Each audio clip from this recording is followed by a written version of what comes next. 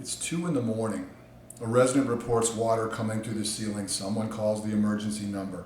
Contractors dispatched. And by sunrise, the immediate problem may be under control, but now everyone's asking a different question. Who was actually responsible for this, and who's going to pay for it? For HOA and condo boards, manufactured housing communities, apartment community owners, whatever your community type, after-hours emergencies can become expensive very quickly, not just because of the repair itself, but because responsibilities were never clearly defined before the emergency happened. There are 3 areas where we frequently see the hidden problems. Residents understandably see problems from their own perspective. If something's affecting their home at midnight, it can feel urgent. But from a community management standpoint, there can be significant differences between something that's inconvenient, something requiring prompt attention, and something requiring immediate after-hours intervention. That distinction matters. An unnecessary emergency dispatch can involve premium labor rates, vendor call-out charges, staff time, and potentially costs that the association or property owner was never supposed to absorb. On the other hand, failing to respond appropriately to a legitimate emergency can allow property damage to escalate dramatically. The difficult part isn't simply creating an emergency phone number, it's determining how situations should be evaluated when the call actually comes in. Consider a plumbing leak. The obvious question might seem to be, where's the water coming from? But determining responsibility may involve much more than that. In a condominium or HOA environment, governing documents, maintenance responsibilities, common elements, limited common elements, owner responsibilities, insurance considerations, and the source of the failure may all affect what happens next.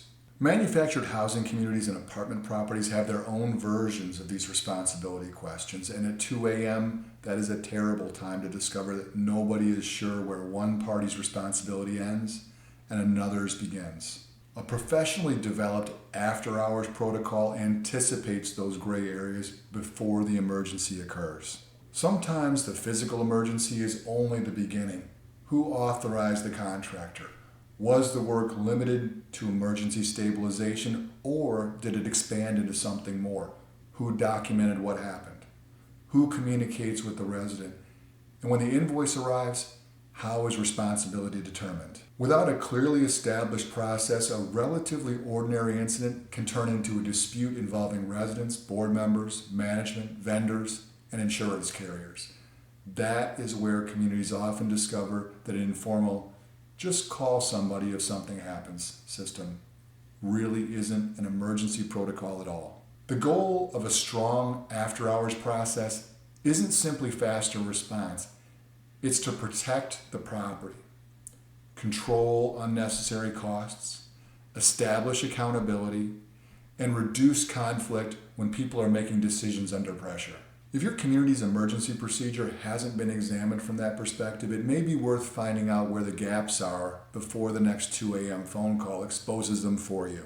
At ManageMax, we know that effective community management is built on transparency and systematic excellence. We provide full-service HOA and condominium management across Southeast Michigan, handling everything from accurate financial reporting to proactive maintenance. Our goal is to reduce the burden on your board while protecting your property values. If you're looking for a partner who values accountability as much as you do, visit us at managemaxproperties.com. Let's build a stronger community together.